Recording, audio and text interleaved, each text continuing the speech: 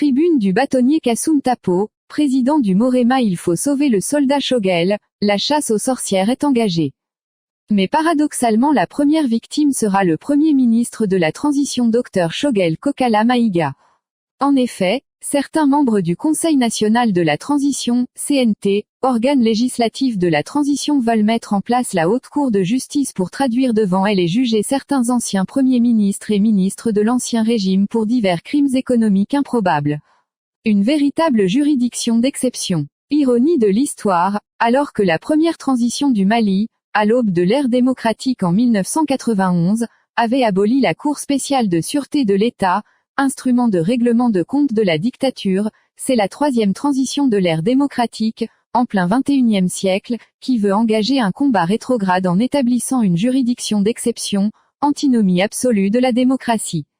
Il y a 30 ans, en 1991, je m'en souviens encore avec émotion, dans la salle historique du Conseil de l'Ordre des avocats dont j'étais membre, j'avais interpellé, lors de sa visite de contact avec les forces démocratiques en tête desquelles le barreau, le Premier ministre de la transition, Zoumana Sako, un patriote sincère, honnête, sérieux et compétent, sur l'indispensable abolition de la Cour spéciale de sûreté de l'État, juridiction d'exception incompatible avec l'État de droit démocratique que le Mali nouveau voulait bâtir.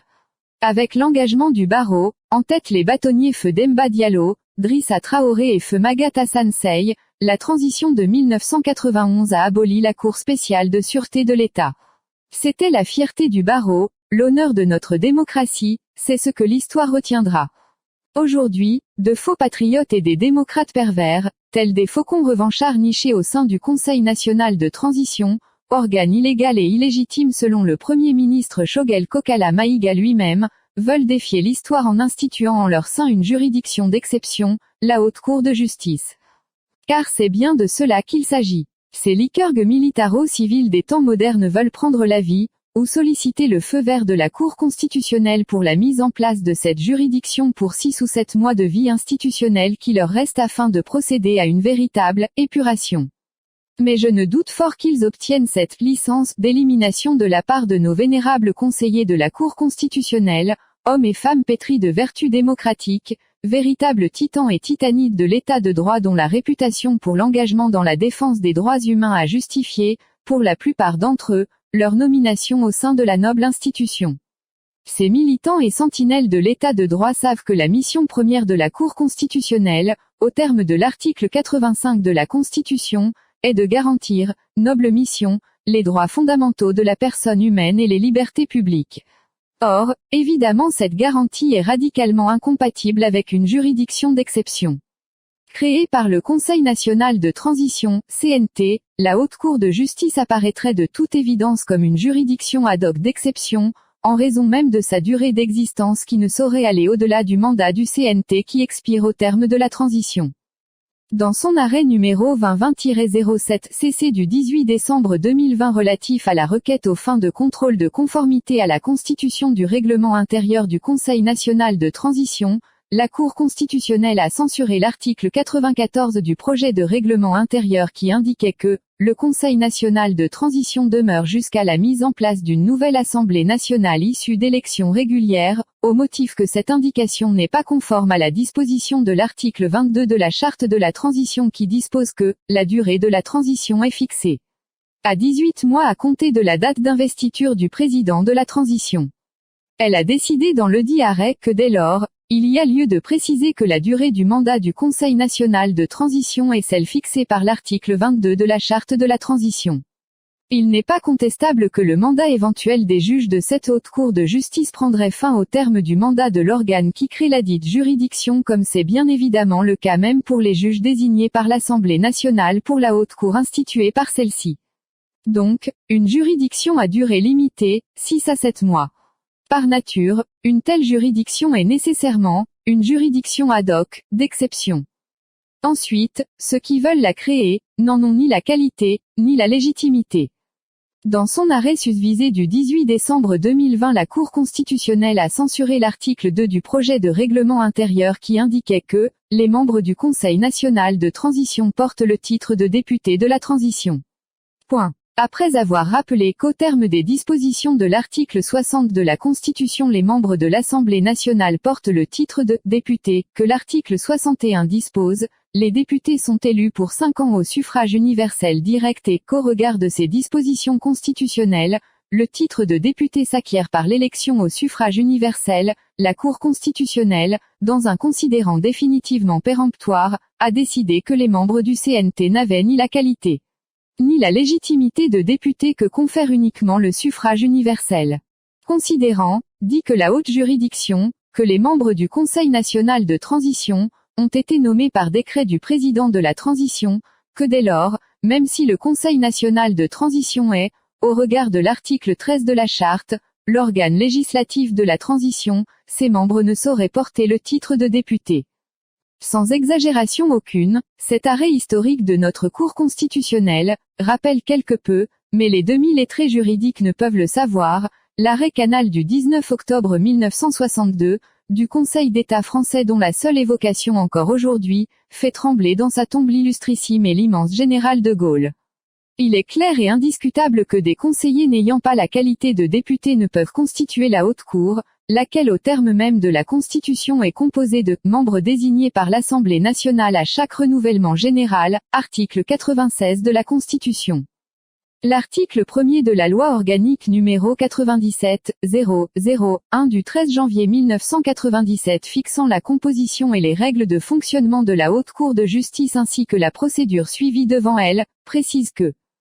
la Haute Cour de justice est composée de 9 juges titulaires et de 9 juges suppléants désignés par l'Assemblée nationale. La désignation a lieu au début de chaque législature et dans le mois qui suit la première séance. Et l'article 8 de ladite loi précise enfin, que les fonctions de juge à la Haute Cour de justice prennent fin en même temps que le mandat de député. Sentant l'inanité de leur démarche qui n'a aucune chance de prospérer devant la Cour constitutionnelle, ces législateurs endimanchés d'une saison drapée du drapeau tricolore, se prenant pour Lycurgue, ont décidé d'appeler au secours des apprentis juristes qui leur proposent de tenter du côté de la Cour suprême en invoquant les dispositions de l'article 625 du Code de procédure pénale, SIC. Comme si les dispositions du Code de procédure pénale pouvaient déroger à la Constitution.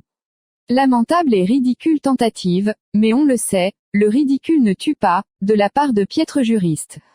L'article 625 du Code de procédure pénale est relatif aux privilèges de juridiction institués pour certains officiers de police judiciaire, les députés etc.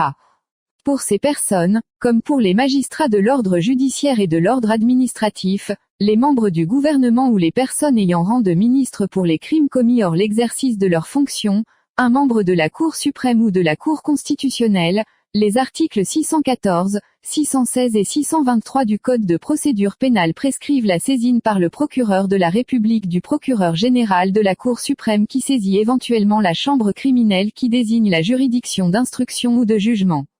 Par ces cas, l'article 625 CPPP dispose que jusqu'à la désignation de la juridiction compétente comme il est dit ci-dessus, la procédure est suivie conformément aux règles de compétence du droit commun. Ces dispositions dérogatoires ne s'appliquent nullement aux poursuites exercées contre les ministres pour crimes et délits commis dans l'exercice de leurs fonctions et qui sont régies par les dispositions de l'article 613 du même code qui renvoie expressément à la procédure prévue par la loi organique relative à la Haute Cour de justice. En effet, l'article 613 CPP dispose très clairement. Les ministres susceptibles d'être inculpés à raison des faits qualifiés de crimes ou délits commis dans l'exercice de leurs fonctions ainsi que leurs complices en cas de complot contre la sûreté intérieure de l'État sont justiciables de la Haute Cour de justice dans les formes et conditions définies par la loi fixant la composition, les règles de fonctionnement de la Haute Cour de justice et la procédure suivie devant elle. L'article 15 alinéa 2 de la loi organique du 13 janvier 1997 fixant la composition et les règles de fonctionnement de la Haute Cour de justice ainsi que la procédure suivie devant elle dispose. Lorsqu'un ministre est susceptible d'être inculpé à raison de faits qualifiés de crimes ou délits commis dans l'exercice de ses fonctions, le procureur de la République compétent transmet le dossier au procureur général près la Cour suprême, chargé de l'acheminer au président de l'Assemblée nationale. On voit bien que dans cette hypothèse le procureur général près la Cour suprême n'a aucun pouvoir d'appréciation, il se contente d'acheminer la procédure au président de l'Assemblée nationale et non pas à la chambre criminelle qui elle-même n'a aucun pouvoir de désignation de juridiction d'instruction ou de jugement. Le procureur général près la Cour suprême à compétences liées, il achemine le dossier au président de l'Assemblée nationale. L'article de ladite loi précise que la mise en accusation est votée sous forme de résolution par l'Assemblée nationale conformément aux dispositions de l'article 95 de la Constitution. Il s'agit donc d'une procédure prévue par la Constitution à laquelle aucune disposition du Code de procédure pénale ne peut déroger. Peut-on imaginer un seul instant que la Cour suprême puisse accorder un visa dérogatoire dans l'hypothèse où elle est saisie? Arrêtons de faire injure à nos institutions. Connaissant les qualités des hauts magistrats composant notre Cour suprême, je puis affirmer sans risque de me tromper, que cette manœuvre grossière non plus ne passera pas. Enfin, messieurs les conseillers nationaux de transition, fussiez-vous honorables conseillers, croyez-vous que le Conseil national de transition fût-il organe législatif de la transition, soit habilité à créer une institution de la République? Car, la Haute Cour de justice, incongruité certes, est une institution de la République, au 6e rang des institutions de la République énumérées à l'article 25 de la Constitution. Même l'onction des plus hautes juridictions de la République, la Cour suprême et la Cour constitutionnelle en l'occurrence, serait-elle suffisante à vous conférer cette légitimité? Vous me permettrez en tout cas, si vous deviez parvenir à votre fin machiavélique, d'attirer respectueusement l'attention de Monsieur le Premier ministre de la Transition sur le fait qu'il risque d'être votre première victime. Effectivement, jusqu'à la date de la chute de l'Ancien Régime, Monsieur le Premier ministre Dr Shogel Kokala Maïga avait un dossier au pôle économique et financier en sa qualité d'ancien ministre du dit régime, qui n'avait fait l'objet d'aucun traitement jusqu'au 18 août 2020 date où j'avais encore en charge le département de Thémis. Depuis, a-t-il fait l'objet d'une mesure de classement sans suite de la part du procureur du moment, devenu entre-temps ministre de la Justice.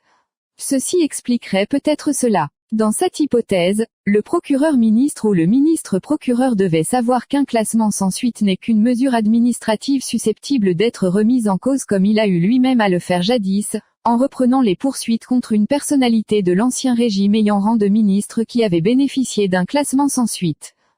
Faisons attention, la roue de l'histoire tourne, les vainqueurs d'aujourd'hui peuvent être les perdants de demain. Pour l'heure essayons de sauver le soldat Shogel pour une transition apaisée, réussie et bien conduite aux termes prévus par la charte de la transition, voulue par les forces vives de la nation dans l'intérêt exclusif du peuple malien. Que Dieu bénisse le Mali. Source, Le Sursaut.